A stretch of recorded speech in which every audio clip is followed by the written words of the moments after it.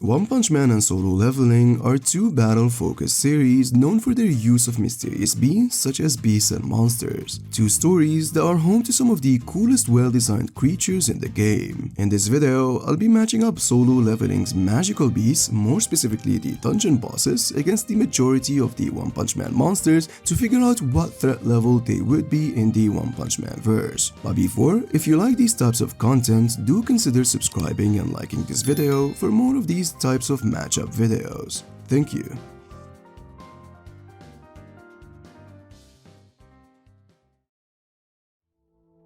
Solo Leveling is a story that revolves around multiple amped human beings going up against monsters that reside inside dungeons, also known as magical beasts. These types of creatures cannot be cleared with conventional weapons and can only be killed by others that can use and manipulate mana, aka magic. This story, similar to One Punch Man, also holds different kinds of monsters that are classified strength-wise based on their threat level to humanity. So naturally, a boss of an A-rank dungeon would be stronger than any boss from a lesser rank. As a matter of fact, dungeons that has an S-rank difficulty are considered to being a rarity, required many S-rank hunters to eventually overcome. These dungeon bosses are the King of Demons Baron, the Ant King Beru, the Greatest Calamity Kamish, the Architect Candiaro, and lastly but not least, the Monarch of Giants Legia. Now starting off with Beru and Baron, Beru should be comparable to national level hunters, seeing how he can blitz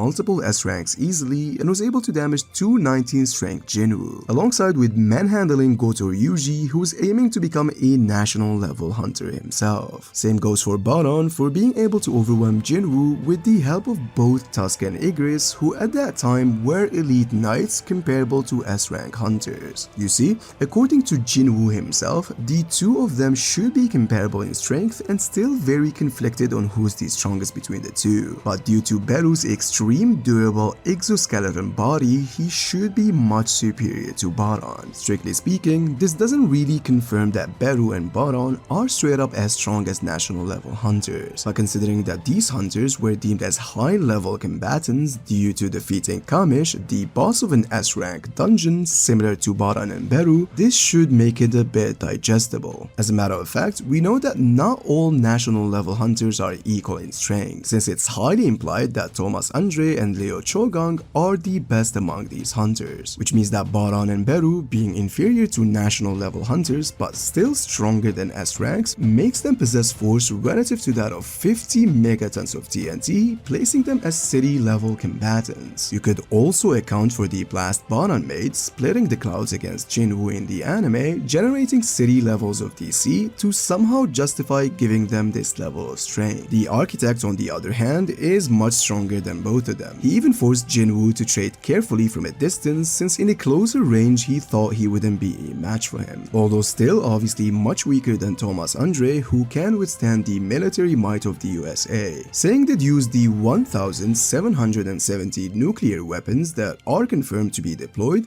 would make him mountain level in terms of attack potency, so the Architect should be in the ranges of city to mountain level in terms of striking power, which leaves us with the two last S-rank bosses that are narratively far stronger than the rest. Legia unfortunately is featless but should be much stronger than the Architect for being a former monarch, and Kamish required the strength of 5 national level hunters to be defeated, and saying each possesses mountain level of attack potency, assuming they had to combine all of their strength to defeat the dragon, then that would make him exert force relative to that of 4.2 gigatons of TNT, making him island level in terms of attack potency. Bosses such as Igris, Baruka, and Kargalgan are by default below this level, but by exactly how much is kinda a little bit complicated to establish. So for that specific reason, we will have to rely on certain CACs such as Igris cracking walls and having a building level max of striking strength, Kargalgan being a newly shadow soldier destroying a giant monster with a magical spell, exerting force relative to that of 4 kilotons of TNT, making him small town level in terms of overall destructive power. here. This is very important to understand since it has already been stated that shadows at first would be nerfed and should be much weaker than their former selves, but down the line they would be able to upgrade and evolve to eventually surpass their former states. So when talking about Igris and Tusk, we are obviously not including them as shadow soldiers, as it's very obvious that they are now on a completely different level than before. Baruka, the ice elf, on the other hand, is stronger than Igris but still weaker than Kargagan. Held his own for a while in a 3v1 against Jinwoo, Igris and Iron. Giving him city block to multiple city blocks would be fine, as he was still getting hurt by Igris during the fights. Now, it's very important to understand that the previous monsters we've mentioned so far, except of Legia, are considered to be nothing but pawns and absolute goons for characters like the Monarchs, an ancient race of monsters created by the Absolute Being. These characters have different metas to gauge their strength, and each one of them is very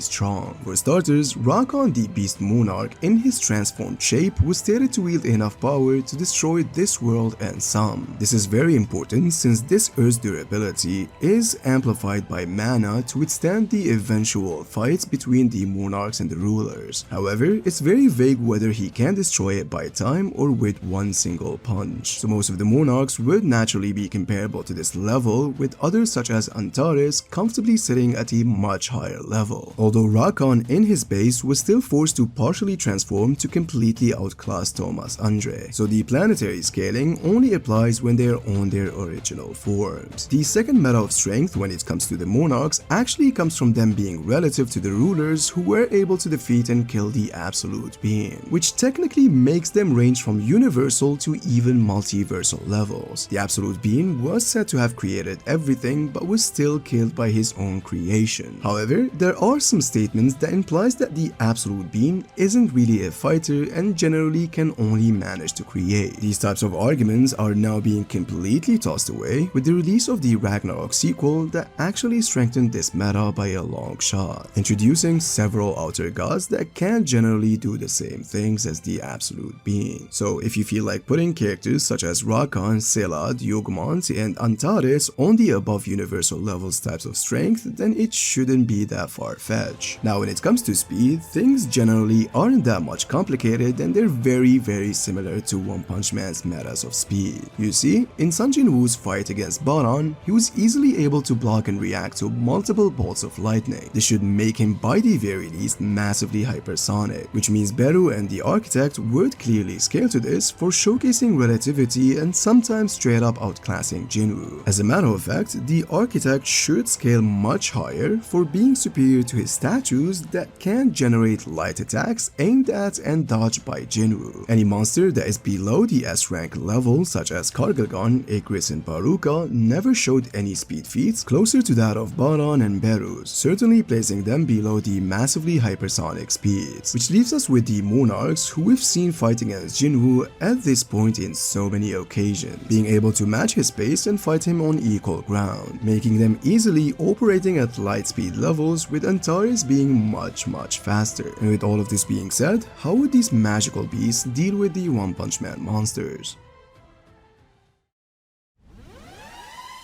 Now, seeing how I've made countless videos discussing the One Punch Man's monsters and the overall verse, I decided not to be repetitive and create a section to discuss the One Punch Man characters as usual, but instead go straight on analyzing how this would go. The first thing that needs to be addressed, however, is the general lack of mana in the One Punch Man verse, since as I said before, it's clearly stated that with no mana, there wouldn't be any way to damage these magical beasts, especially with conventional means. But it's still very important to understand that the One Punch Man verse is filled with powers that certainly defies conventionality. The solo leveling characters who came up with this conclusion certainly didn't try to use telekinesis, spherical light bombs, and other things of that nature. But let's say it's true. Vaccine Man would use his strongest spherical beam against a goblin and it wouldn't leave a single scratch because that attack just didn't have any mana to back it up. Then unfortunately, there wouldn't be any practical way to find out how these magic matchups would occur. So for the sake of this video, we will make a deal stating that the One Punch Man monsters can damage the magical beasts even without possessing mana. Alright, you see, if we pair up characters such as Igris, Baruka, and Kargagan against the One Punch Man verse, they would sadly get crippled badly by the demon level monsters. These types of creatures are generally scaled around town to city level in terms of overall durability and attack potency for tanking things such as Genos's Incinerate that can generate force relative to that of 16 kilotons. So the Deep Sea King, the most recognizable demon with his superior physical strength paired with his massively hypersonic speed calculated against Sonic, would be able to leave these E to A rank dungeons completely unscathed. Nothing Igris, Baruka, Kargagan can offer to actually worry the Deep Sea King. S-rank dungeons, however, would prove to be a little bit challenging. You see, if we say that the Deep Sea King would swim to the Jeju Island to exterminate the ants, he would have no problem on dealing with everyone except for obviously Beru. The Ant King versus the Deep Sea King is actually a very competitive fight for displaying similar physical stats. Both should be on the city level and massively hypersonic tiers. It would certainly be a very competitive fight, except that the Deep Sea King would have the ability to regenerate. But so does poison, if employed by Beru correctly, would definitely slow down the Deep Sea King immensely. I'm honestly not sure if regeneration would cancel the poison, but in most cases in fiction, it generally doesn't. So this fight right here would be extremely close. However, other top tier demon level monsters who completely outclass the Deep Sea King would deal with Beru no problem, such as Bug God, Royal Ripper, G5, and Phoenix Man. This outcome wouldn't change with Boron since he should be relative to Beru but slightly weaker and sadly doesn't have poison in his arsenal, resulting in the Deep Sea King being able to fight him toe to toe with the ability to regenerate, giving him an edge against the Demon King. Now, the architect for being much stronger than Beru would be a high to an above demon in the One Punch Man verse. Should be able to contend with Bug God, Royal Ripper, G5, Phoenix Man, and others on that tier. Displaying above city level strength and relativistic speeds goes in line with any character who scales above G4 Genos, who was able to dodge multiple lasers, and Awakened Cockroach who claimed he can react at the speed of light. So any high tier demon would give him a close fight. Kamish on the other hand is certainly a dragon level monster. Took a combined effort of mountain level characters to completely kill him. I'd certainly see him competing with most of the cadres and obviously struggling with the strongest dragons such as Orochi, Psycho Orochi, and Platinum S, since these guys are in the continental range and Kamish just doesn't have any feats or statements to support him being on this particular level. Which brings us to the last section of this video. How would the Monarchs do in the One Punch Man verse? What kind of monsters they can fight, compete with, and straight up defeat. So if you feel like the Monarchs are planetary by time, which explains how Thomas Andre, a mountain to an island level character, was able to somehow compete with base Rakon for a while, then that means characters such as Orochi with his Gaia Cannon, Psycho Orochi with her beams, and Meteoric Burst Boros would be able to absolutely compete with them. Not only can they cripple them in base, but has a solid chance on defeating them even in their strongest states. Although this fight obviously has to take place in the human world, since it was stated that the Monarchs cannot descend there without suitable human vessels. However,